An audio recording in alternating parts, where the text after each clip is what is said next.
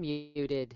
From Motionsoft corporate office in Rockville, Maryland, welcome and thank you for taking time out of your busy day to join us for the start of Motionsoft's 8-week Technology Summit Education Series. My name is Todd Tweedy. I'll be your moderator for the series.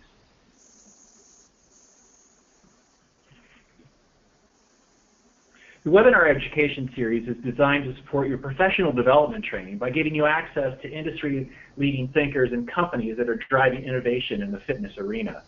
The focus of the series will be on digital excellence. The series will cover a range of topics from application networks and physical activity tracking to member retention, as well as digital partnerships and data visualization and analytics. There are a couple of upcoming webinars. If you need more information on the entire series, you can visit MotionsoftTechnologySummit.com. I also want to take a moment to keep you up to speed on some of the features of Motionsoft's member management and billing ecosystem solution, and specifically today, the back office support solution. It's an automated account receivable management and collections platform that simply streamlines the process for member collections.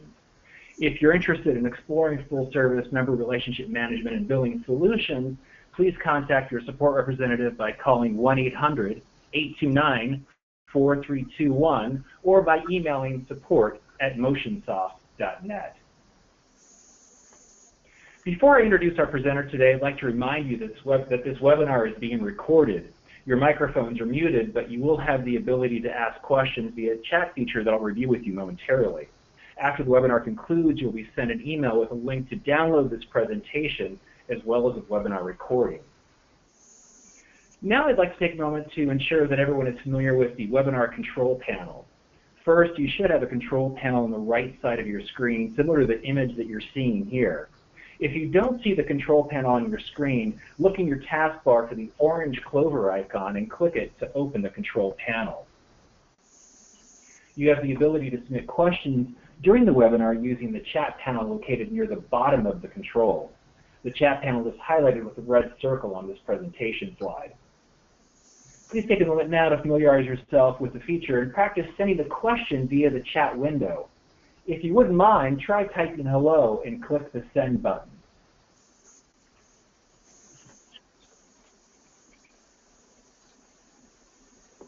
Great, thanks, Patty. Finally, I want to let you know that the Q&A session with your presenter will be held at the conclusion of this webinar. If we run out of time and are not able to address any of your questions, the presenter will be following up with you directly.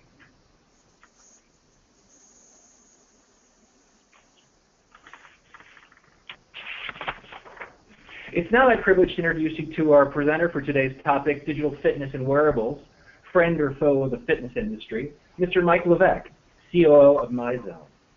After working at a 17-acre multi-sport health facility in Southern California for 5 years, Mike spent 18 years with Star Trek, where he held various positions in sales, sales operations, and finance. In 2004, he moved to the UK to look after the company's European operations as managing director, where he opened subsidiary offices in Spain, Germany, and France. At Star Trek, he was COO and president, along with company board members. He led the decision to sell Star Trek to its current owner, Michael Bruno. Mike left Star Trek in 2011 to become a co-founder and COO of MYZONE, the leading physical activity tracking company for the fitness industry. Mike has an accounting degree from California State at Fullerton and an MBA from Pepperdine University, and was recently a panelist at the Motionsoft Technology Summit panel on application networks. It's my pleasure to introduce you to Mike Leveque. Welcome to the Tech Summit, Mike. Yeah, thank you, Todd. I appreciate it. Let's see, are you going to send the presentation over to me so I can go ahead and take over the controls?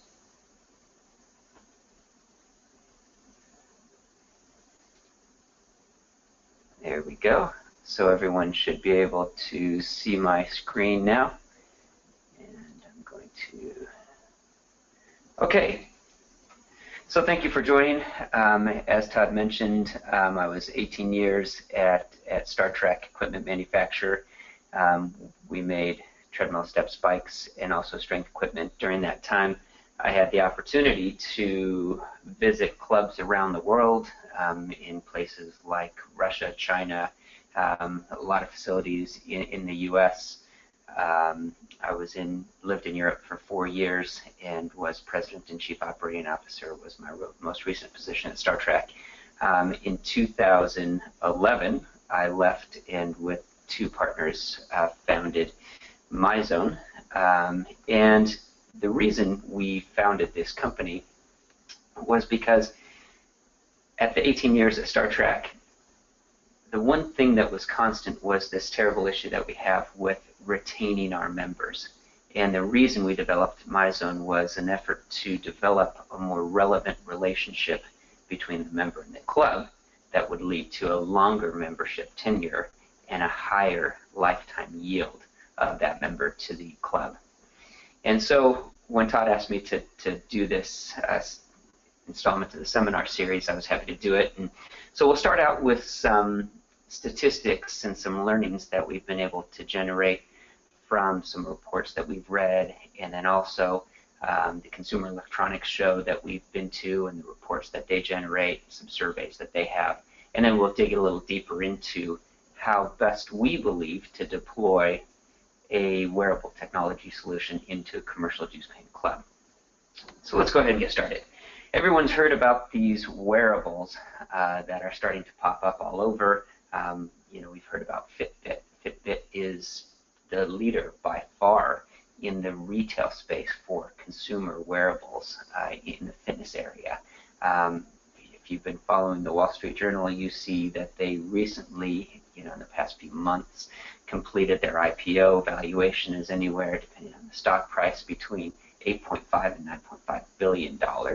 Of course, Apple has their entry into the space with the Apple Watch. Everyone's heard of Garmin, Jawbone, Mio. But then also entering into this space is mobile applications like Strava, Endomondo, MapMyFitness, even MyFitnessPal. And so we'll talk a little bit about not only wearable technology, but also mobile applications that are starting to encroach on the commercial fitness space. So just a few slides, and trust me, they'll go quick, on the overall landscape and kind of the space in which we occupy. So market penetration has doubled every year for wearable technology since 2013. Forecasted compounded annual growth is expected to be 54% until 2019. Growth rate of wearable technology matches that of the tablet market. If you remember when the tablet was first introduced, no one had ever heard of an iPad or what it did, what a tablet did, and now all of a sudden, the tablet market achieved 44% penetration after only 4 years. In terms of health and wellness, 60% of users that responded to the Consumer Electronics Show survey said that they feel more in control of their health when they're using wearable technology, and a full 44% believe that it could bend the curve of obesity, and 42% say, believe that it will improve their own athletic ability. And this is an interesting one. 57% say that wearing a wearable technology, they believe that it will extend their life by 10 years. I'm sure that's not just wearing the technology, but also improving their fitness and their fitness levels with the aid of the wearable technology. And when you look at wearable technologies, there's all kinds of different wearable technologies out there. I think most often we, especially in our industry, think about fitness wearables, but there's sleep wearables. There are wearable technologies in the textile industry that change the color of your garments or clothing based on your mood or your sweat patterns or the galvanic skin response. And but really, when we talk about wearables, the industry typically talks about fitness wearables because, from a commercial standpoint, that's really what's caught on first.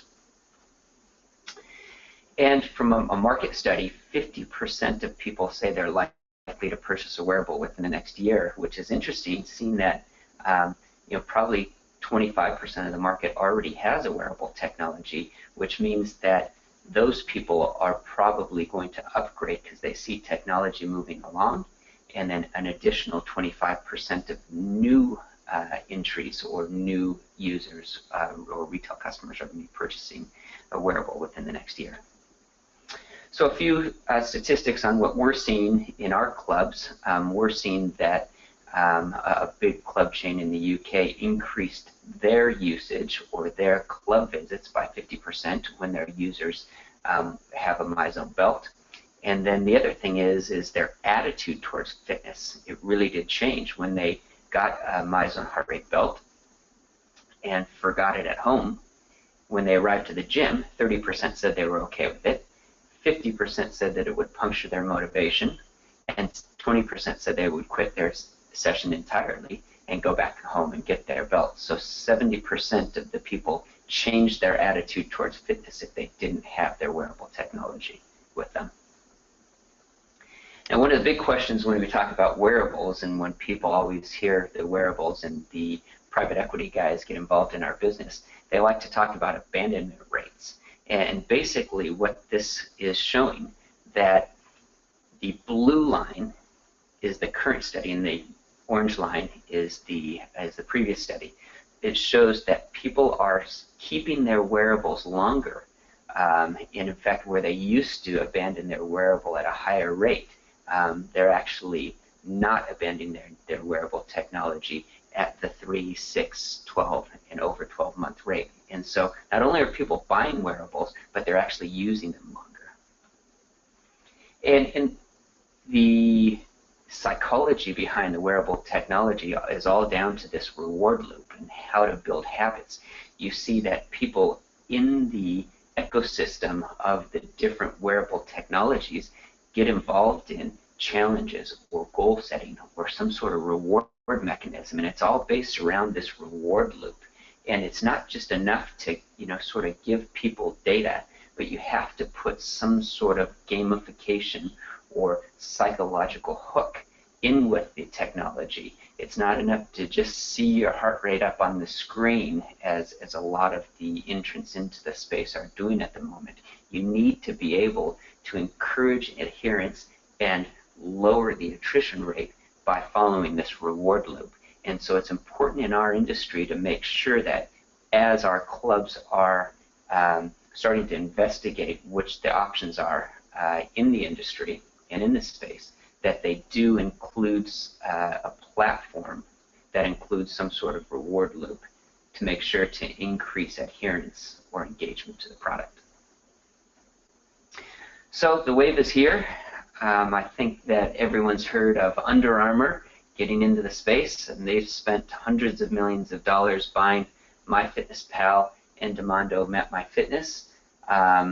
At the CIO panel that Motionsoft hosted last month in Washington, D.C., we had the Vice President of Under Armour speak to us, and it was interesting to hear his perspective on them playing in the commercial fitness industry. Not only do they own 2 or 3 clubs themselves in the Baltimore area, but they're also looking to develop mobile applications and connect with clients. And those clients, make no mistake, are the same clients that we are working to sell memberships to.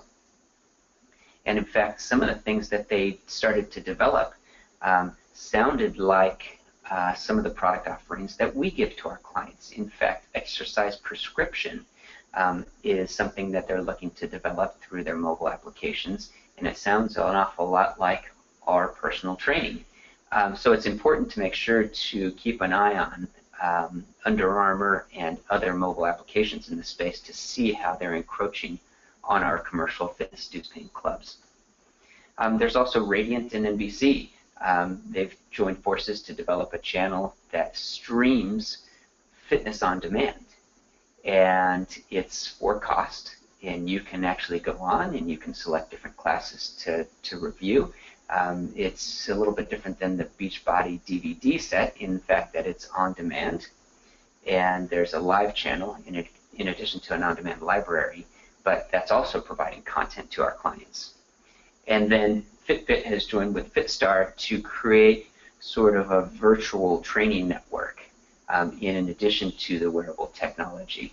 So when you look at the landscape of the commercial dues-paying club used to be very clear. We offered $35, $45, $100 a month to our clients. They would come in and use our clubs.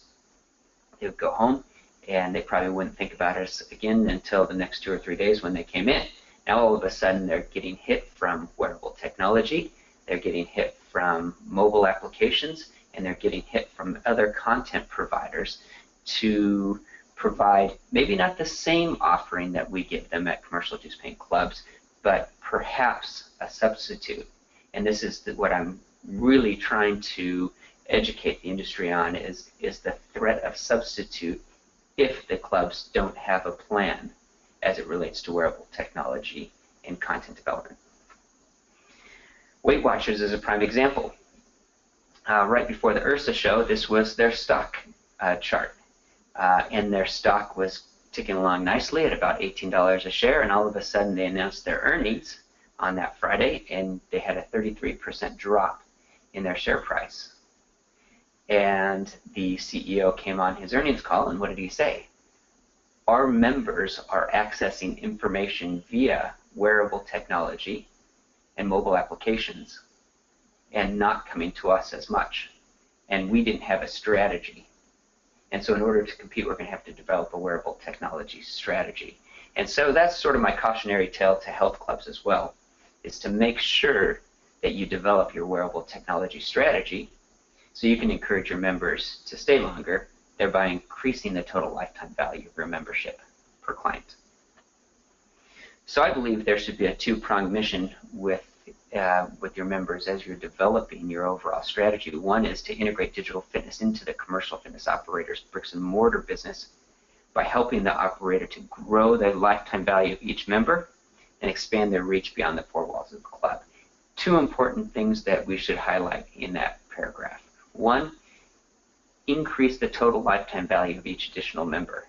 And that could be from staying longer through engagement, retention, building a better relationship with your member, but also working to migrate your member along the value continuum from a basic membership, or from not a member to a membership, from a membership to a dues-paying or a fee-based membership through small group training, personal training, or some other fee-based solution that you have within your club. So the goal is to increase the total lifetime value of the member and extend the reach beyond the four walls of the club.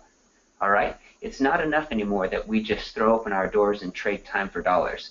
You know, their dollars for time on our equipment. We need to make sure that we are becoming the fitness hub of the community by allowing them to get the information from their workout, whether they run on the beach, whether they go for a mountain bike ride, or whether they play soccer with their kids. We want to make sure that we, as the commercial fitness offering in the community, can give them feedback on workouts, no matter if they're in or outside our clubs. So what's the value proposition for the member is to encourage exercise routine via behavioral change techniques such as reward loops, social accountability, and corrective feedback. We already talked about reward loops in the first slide. But also social accountability. It's important when your members are training inside your club. And the reason that a Fitbit has been able to catch on so strongly in the market is the whole idea of social accountability. Making sure that your friends or your members' friends, relatives, or anyone else in the club can see their workouts, can do simple things like their workouts and comment on their workouts, and include them in activities like challenges or reward systems. And the other thing is corrective feedback. It's important, if I'm working with a trainer or my members are working with trainers, to have a platform where the trainer can very easily review the workouts of the client, review things like a food diary of the client, and be able to communicate backwards and forwards with the client on workouts when they're not training together, to add value to the overall offering of that trainer-client relationship. So, going back to the statistics, the Consumer Electronics Show, the respondents to this survey, 50% of the respondents self-identified as non-exercisers. 50% of the respondents self-identified as exercisers, and 20% responded that they were getting enough exercise. I believe that the wearable technologies that are wrist-based devices, accelerometers, pedometers, wrist-based devices that maybe even have heart rate on them, are very good for getting the people from the gray circle into the green circle of exercisers, but they don't do a very good job of getting the green into the red. Saying it a different way, the wearable technologies that are out there on the market outside of the fitness industry are doing a very good job of getting non-exercisers into self-identify as exercisers. But because they typically track things like ambient exercise or incidental activity like steps, they don't do a very good job of getting people from exercisers into the realm or the bubble of exercising enough. And the World Health Organization, they've given us the guidelines. CDC, Center for Disease Control in the US, has accepted the same guidelines of 150 minutes of moderate level intensity exercise or 75 minutes of vigorous level intensity exercise per week. Nowhere in the World Health Organization guidelines does it say 10,000 steps or 20,000 steps. In fact, there was a study that happened in New South Wales, down in Australia, where the exercise physiologist said, I really don't understand, or I can't quantify the cardiovascular benefit of a step. So he set out to do the study and said, how many hours of steps would equate to 1 hour of the cardiovascular benefit exercise that I receive from a high intensity session? And the equation that he came up with was 50 hours of steps to 1 hour of high intensity exercise for cardiovascular benefit. That's not calorie loss or any other of the sort of the steady state statistics that maybe a step or a calorie counter would count. Okay, so the different devices that are on the market today. Everyone's heard of a pedometer. The pedometers were really the first entrant into the wearable technology space, and they've been around for a long time. You might be surprised to know that the first guy that developed the pedometer was Leonardo da Vinci way back in the 1400s. And he had a little pendulum, which was a step counter, because he was mapping out his city, and he didn't want to count steps himself. And those are progressed, and there's really nice looking, the Fitbit Jawbone Fuel Band. There's the accelerometers, which are the 3D versions. They can actually count steps, but they can actually measure a little bit of intensity because they can tell if you're going up or down a hill. And then the next level over, as we get from less accurate to more accurate, are the optical blood flow sensors. Those are the Mio product, the Apple Watch, and the Fitbit HR, those types of products. And what those are optical blood flow sensors, and they shine a light into the capillary on your wrist, and they take your pulse. And the pulse reading is the analogy that I like to use, is very similar to when I go to the doctor and I'm just going for a checkup. He puts a pulse reader on my fingertip because he just wants to be close. He doesn't need to be really accurate at that moment. But if I go into the doctor and I'm complaining about chest pain, they would put nodes on my chest because they know that the only way to accurately monitor your heart rate is through a chest device. And some of the shortcomings of the optical blood flow sensor in our industry are motion artifact. And basically what happens is when I punch a bag, if I'm doing a boxing class, it'll create motion in the device, and the sensor will sense that motion and incorrectly read that as heart rate. There's also another issue if I'm doing kettlebell, for instance, and I put the kettlebell on the floor and swing it up over my head. Well, the blood will flow from my shoulder to the end of my fingertips, and that will also give an incorrect reading. So many of the functional training that we're doing in our industry, many of the functional training exercises that we're doing in the industry, will yield incorrect readings on the optical blood flow sensor. In fact, I met with one of the large manufacturers because they wanted to display on our screen, and I said, look, because of these limitations, there's no way we can display on the screen because we display second-by-second displays. And they said, well, is there a way that you could average the heart rate for 60 seconds? And I said, no, because our clients want to see what their actual heart rate is rather than what their heart rate was a minute ago. If you're doing 1 minute on, 1 minute off intervals, you can't wait for 60 seconds to see where your heart rate was just to get the smoothing software so you don't have the incorrect reading on the optical blood flow sensor device. Then they said, well, why don't we just have them stop for 10 or 15 seconds in the middle of a workout and hold their wrist really still and look up on the screen. And I said, well, that wouldn't really work either because a lot of our workouts are, going for 2 or 3 minutes before they do their active recovery session, some even more, and the clients don't want to stop for 10, 15 seconds just to see their heart rate. So there's a lot of limitations to wrist-based devices. And another manufacturer that I talked to, they talked about improving their algorithms or the smoothing to smooth out those spikes.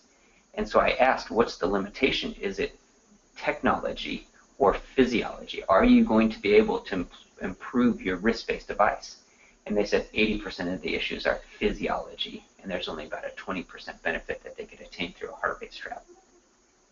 So basically, we get onto the heart rate strap, and the heart rate straps, depending on which one you buy, we've tested our heart rate straps to 99.4% accuracy at MYZONE compared to an EKG. So it's very accurate no matter what exercise that you do. Okay, so the big thing, just to sort of reinforce optical blood flow versus heart rate, is the motion artifact removal and making sure that no matter if you're doing boxing or tennis or kettlebells or functional training, that you have a device that can actually display the correct heart rate so you can get the best information when you're working out and so you don't lose credibility with your device, the system deployed in the club, or the overall club itself. So the important thing here when you're looking for a device is making sure that you have agnostic technology here. You've got to have a device these days in the commercial clubs that can work with digital platforms like Apple Watch or the Apple Health Kit or Google Health, and make sure that information can easily flow up to Apple Health and can be downloaded as a data repository and facilitator or transition to any other mobile application that accepts Apple Health information. You also want to make sure that your device speaks with any Bluetooth device or ANT Plus device, because members are going to have, for instance, bike computers, going to have Garmin watches, they're going to have different kinds of phones, and you have to make sure to include ANT Plus transmission and Bluetooth transmission in whatever device that you select for your club. You want to make sure that it works with biometric device, so easily weight scale information can get up to their account. And you want to make sure that you meet your members where they are. And when I say that, some members like to use Strava, some members like to use Envando, MapMyFitness. You want to make sure to allow them to use those applications.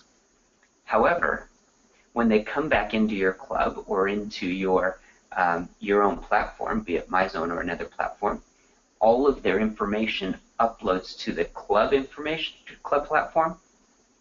So it's stored in memory when they're using their other applications, and when they open up the club platform, it also uploads to that.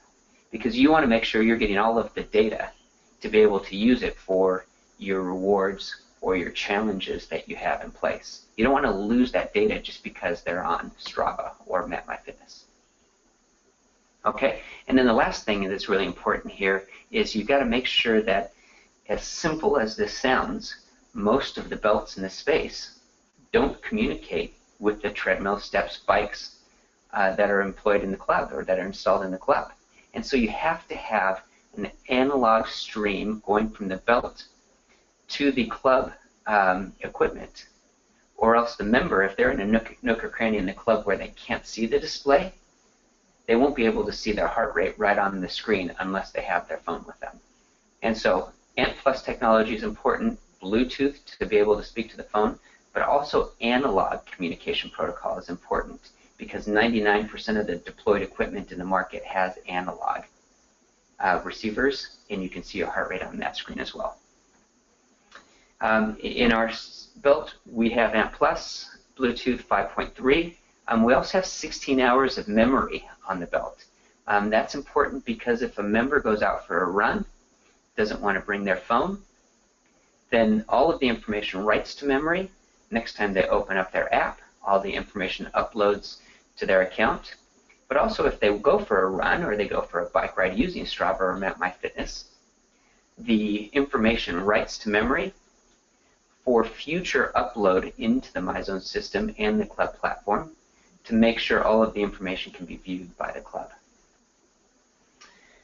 So it's really important when you're developing this engagement platform with your member to have some sort of ranking and gamification. You have to have an ability to allow your members to do challenges. And this is what's made Fitbit so successful, ability to do challenges. And status ranking is also important for people that are high achievers. They want to achieve another level to stay motivated. You have to have an ability for them to earn different badges. And you see on a lot of different mobile applications, they have a badge system in place. And what that is just that whole reward loop, that psychology of achievement and wanting to achieve more. And so it's important to have a status ranking. When you work with your clients, and a certain percentage of your clients are going to want additional training or additional advice, and they work with trainers, like we talked about earlier, it's important to give the trainer a tool so they can view their clients' workouts, whether they worked out together or not. And they can view their clients' things like biometric information, upload from the weight scale, or their food diary.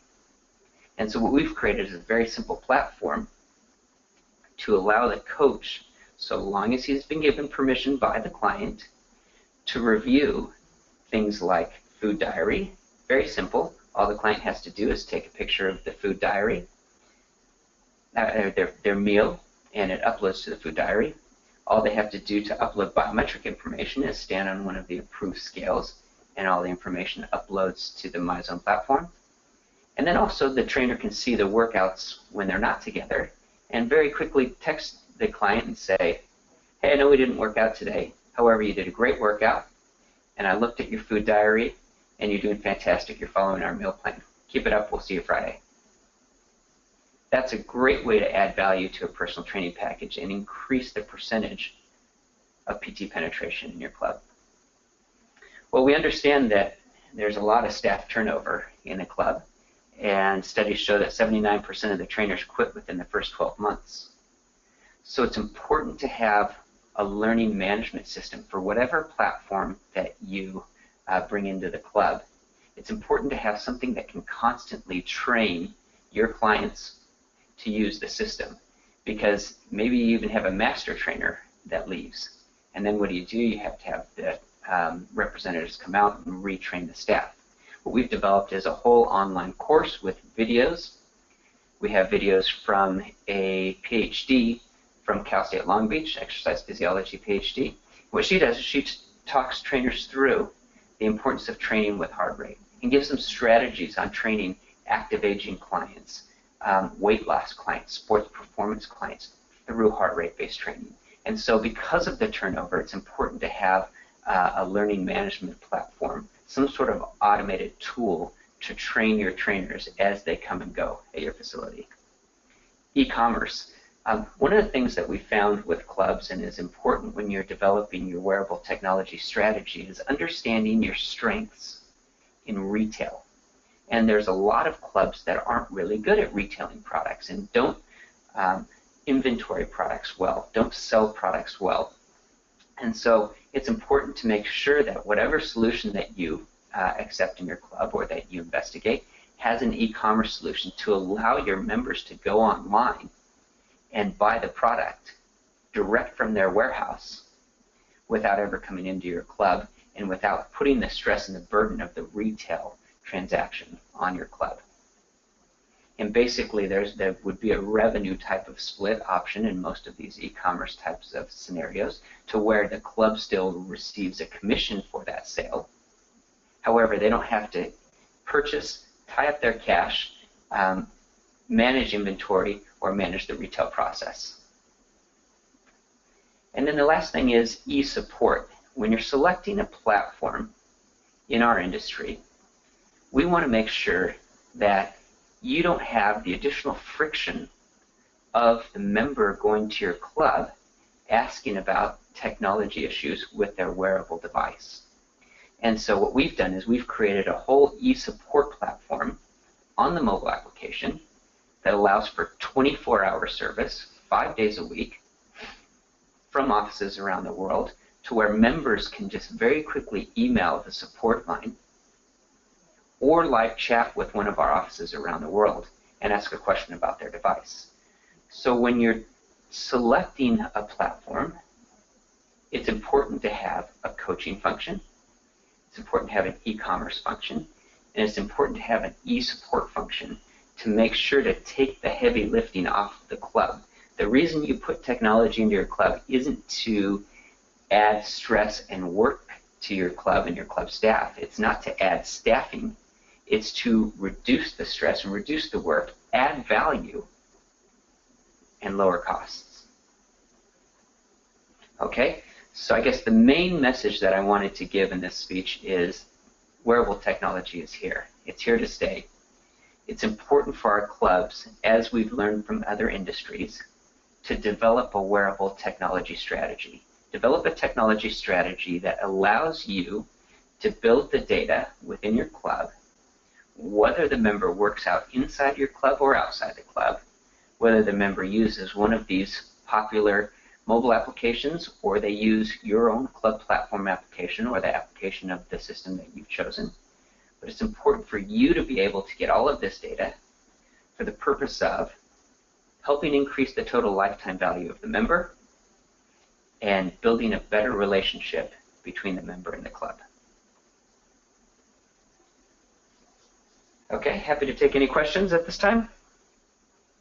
Awesome. Hey, Mike, fantastic presentation. I always feel much smarter hanging out with you and listening to you speak, and just a great overview of wearables and I think where fitness facilities need to be to really leverage this strategy. Let me encourage our participants to use the question feature now to ask your questions, and while you're composing your question, I'll have a couple of questions for Mike to kick things off. And I kind of want to go back, Mike, and just from a higher level perspective here just for a second. What changes have you seen at the facility level when a wearable strategy has been introduced? Is it staffing? I mean, you certainly talked about information resources and the need to have some type of learning management system to help with transitions around personal training staff. What else do facilities need to be thinking about as they begin to successfully implement a wearable strategy? Yeah, that's a really important one, Todd, because I like to tell the clubs that we're working with, and we have approaching 3,000 clubs in 33 countries now in multiple languages, and so it's obviously a challenge to deploy the system effectively in each club. One of the things you want to do is make sure to develop a best practices playbook, or what we call our deployment playbook, to make sure to bring the clubs up to speed as quickly as possible and bring some of the lessons learned from other clubs into the club as quickly as possible. So, whatever platform that the clubs use, it's important to have a best practices manual from the manufacturer, from the supplier of the technology. But the other thing that's important is for the clubs to understand that this is a full club initiative. It's not just the Group X initiative because the heart rates are on display in the spin room. It's not just a personal training initiative. It's very important for the clubs to have a strategy with wearable technology and whatever platform that they're deploying in order for them to have the front desk person trained. And in our learning management system, we have a 20-minute video for the front desk managers and front desk staff. So they're at least conversational about the wearable technology that they're deploying in the MYZONE ecosystem. But it's the analogy I like to use is it's very similar to spinning. We used to sell tens of thousands of spinning bikes every year. But if the club didn't train the trainers, put the classes on the Group X schedule, market the classes, then they wouldn't be successful. Very similar to a wearable technology strategy, to where clubs have to market the wearable technology that they've deployed. They have to train the staff, and they have to make sure that they have an interdepartmental strategy to where sales understands, customer service group understands what the product is, personal trainers understand and are trained on how to use the system, as well as the Group S instructors. So I think those are the two things that I would really focus the clubs on when deploying that type of strategy.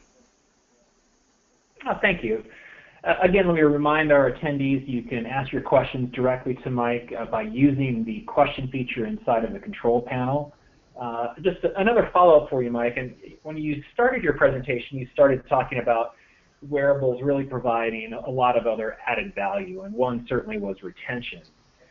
I want to focus more on the relationship aspect and the value that wearables can bring to a facility. And specifically, as we think about how we need to communicate with members, is it always going to be through email? How do we look at a communication stream that maybe is application-based and that is running through the technology platform that a member is using? What recommendations do you have for our attendees?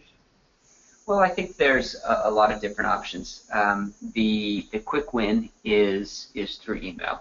After the member finishes a workout, whether they work out inside or outside the club, there's an email that's sent to them detailing things like the duration of their workout, the intensity of the workout, the points that they've earned, and creating a standard point metric allows for all of your users, no matter a fitness level, to be able to compete with one another. Steps is one way to do it, but we talked about the shortcomings of steps. We've developed effort points to where the users can spend time in each zone. With increased intensity, the time that they spent in each zone is worth more points. And so having a common platform is important. But the other thing that we actually communicate to our members is calories. And the calories aren't the same calories that are displayed on the treadmill, step, or bike. When we were making those products, we didn't know who was on the equipment, so we had to do just a very general calculation. But members typically now want to know personalized information about their workout, and so calories creates a currency. And so we communicate that on the website, through emails. We communicate it on the website if they'd like to take a look at it at the later date. But what we also have developed is a mobile application to where members can see their information real time after they work out. And so this goes back to, Todd, when we talk about meeting members where they are. There's a lot of different communication mediums that we can have: email, web, and mobile application. And we like to give the users different information or information on different platforms, no matter what platform or what communication medium that they would like to use. Awesome, thank you. Again, attendees, you can use the question feature inside of the control panel to ask your questions. I have another question for you, Mike, while our attendees are composing theirs. And I want to go back, and you just kind of touched on it now, and because of the scale of MYZONE, you're in 33 different countries now. You have thousands of clients. What are some of the best hooks or reward loops that work for your clients? What would you recommend to attendees in terms of setting up some type of status recognition or challenge frameworks to drive members to come to the facilities more? I think there's two ways to do it. One of the mechanisms that we put in place is the status rankings. and to celebrate status rankings, to publicize people moving from one status to achieving another status. You know, millennials these days, and you know, as millennials get older, our members in general, they like to receive credit for achieving statuses, for working out, for doing all of these types of things that they post on Facebook or Twitter. And so social accountability, status ranking, recognition is one way to do it. Making sure that if I work out, all of my friends can see my workouts and can see I really smashed it today, or that I was doing a steady state workout, and so you know I can describe the workout or name the workout on my mobile application. And so that's one mechanism. But the other is through challenges. And the challenges that we do on these types of platforms, it's very important to understand the challenge mechanism, because people think of challenges and think whoever receives the highest amount of MYZONE effort points this month is going to win this great prize. Well, what that does is that allows for the 2 or 3 Ironman participants that you have in your club to go out and work out for 8 hours the first 2 days. And it's really motivating for the 2 or 3 of them, but it's really demotivating for the rest of your 99% of your members. And so what we like to do in our challenge platforms is what we call the fishbowl effect. And if you think about, you know, business cards or tickets inside a fishbowl and a prize draw, that's a much more effective way to do challenges. We sponsored a Kelly McGonigal at the recently completed URSA summit in Los Angeles. And what she was is she's a PhD from Stanford, and she talked about the gamification and the psychology behind gamification, where she said it was important to know that the idea or the chance of winning a bigger prize is much more powerful than everyone achieving a goal winning a smaller prize. And so what we do is everyone that achieves a certain amount of points gets a ticket and a prize withdraw to win an iPad or, you know, whatever the club wants to give away. And then the high achievers, if they go far beyond that minimum threshold, 1x, 2x, 3x, they can get additional tickets into the prize draw, so you motivate those high achievers, but you set the bar to where everyone can participate and everyone can win and get a ticket in that prize draw. So social accountability, status ranking, recognition, and challenges done the right way, I think, are the best way to encourage and engage your members. Awesome, thanks, Mike. Hey, I have a question for you from Marjorie, who asks, are there any privacy concerns with trainers having access to such detailed information about customers? You know, Marjorie, that's a really good question, and in the terms and conditions, when every member signs up for their belt usage, they give the club and their staff access to their workout information only. And so that's why we set up privacy controls and permissions controls based on things like biometric information, information that comes up from the scale, which includes weight, body fat, muscle mass, water weight. All of that information is permissions protected by the member. Things like the food diary, when I sit down for a meal and I take a picture of it, to either show my trainer at a later date or upload to, you know, at a later date to something like MyFitnessPal, that's permissions protected. If I want to take a picture of myself when I start my workout, body shots, and then 6 weeks later, 12 weeks later, 18 weeks later, for instance, and I show my progression for my workout, that's also permissions granted by the member to the trainer. So the base level of information, just my workout information and maybe my chart, that's allowed to be seen by the trainer and the club staff just by signing up for the system. But the more personal information is definitely permissions protected.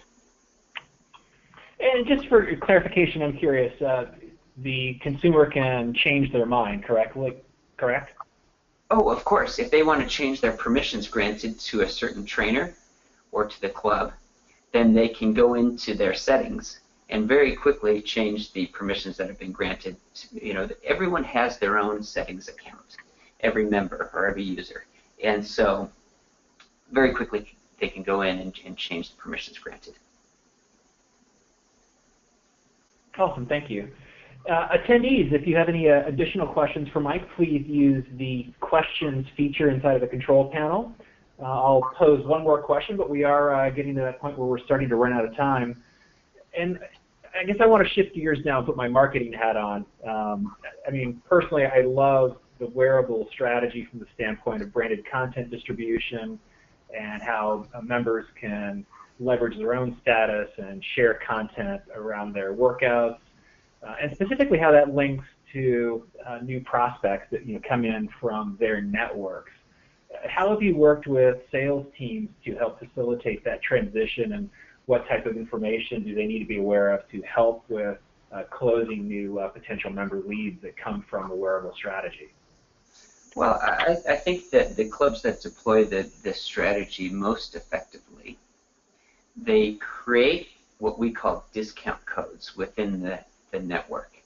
And so they use it as a fantastic marketing tool for their members to get engaged with fitness. But once their members get engaged in fitness, there's a natural ability to invite them to connect with friends or family members that also want to be involved in fitness.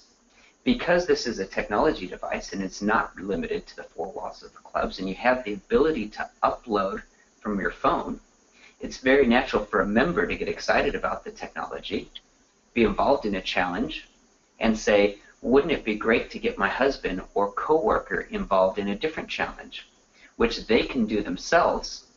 All they have to do is take the club's discount code, direct a prospect or a non-member to our e-commerce site. Member buys a discounted belt from the e-commerce site. They register it to the club as a non-member, and then they're able to do all kinds of challenges and the social accountability and rewards that a member could do as a non-member, and then the club can start to market to non-members that are already using the platform. And so I think it's a really powerful tool when we talked earlier about becoming the hub of the fitness hub of the community. It's a powerful tool to expand the reach not only outside the four walls with your members, but outside the four walls of the community to get non-members on your technology platform and use all of the challenges and goal setting and social accountability benefits that the members receive. Awesome, thank you, Mike. Attendees, a last chance here. I mean, I really want to make sure you're getting your questions answered. If you have a final question for Mike, can you please compose that now inside of the questions feature on the control panel? And if not, I'm going to turn it over to Mike and let him kind of give some closing thoughts. Mike, why don't you go ahead and wrap things up for us here? Okay, the main message of this, as we talked about, wearable technology is here. Our members are coming into our clubs with all kinds of devices. My message to clubs, as I go around and tour around the country and sit on panels and do speeches, is to make sure to have a strategy. Not having a strategy is a strategy as well, but I believe that it's important to be able to build a better relationship, a more relevant relationship with your member by having a wearable technology strategy that allows you to do things like goal setting, challenges, and rewards, and extend your reach of your club beyond the four walls of your own facility. Your members are coming in with information that they're getting from their wrist-based device or pedometer or heart rate strap. It's time for our clubs to develop a strategy to where they can get the information so they can encourage or influence buying decisions of their members and also allow them to stay longer, and allows the club to increase the total lifetime value of that member. So don't go on with your strategy or go on with your business plan and not have a strategy. Make sure to develop a wearable technology strategy. That's the main message for this presentation. Awesome, thanks, Mike. And we've posted your email here on the slide for attendees, mike.leveque@cfm.net. Is there a website where attendees can learn more information about MYZONE? Yeah, happy to send them to the MYZONE.org website, or they can always email me for information on the system. I'd be happy to get right back to them. Awesome. Hey, thank you so much for a great presentation. I mean, this has just been a fabulous kickoff to our event, and really pleased that you were able to join us here today. Let me remind our attendees that you can sign up for additional summit sessions by going to the MotionsoftTechnologySummit.com website. Our next session will be on Thursday at 2 p.m. I hope you'll have a chance to join us then. And again, thank you to our presenter today, Mike Leveque, COO of MYZONE. Have a great day.